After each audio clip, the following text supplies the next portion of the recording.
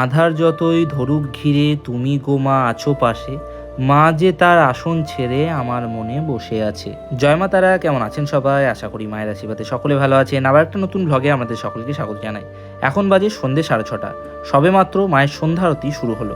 LED স্ক্রিনের সামনে প্রচুর মানুষ বসে মায়ের এই অপূর্ব সন্ধ্যা আরতি দর্শন করছে। তো চলুন মায়ের সন্ধ্যা আরতির পর মায়ের এক অপূর্ব রূপে দর্শন করুন। আর এই হচ্ছে আমাদের জগৎজননী, আনন্দময়ী, শিলাময়ী মা উগ্রতারা।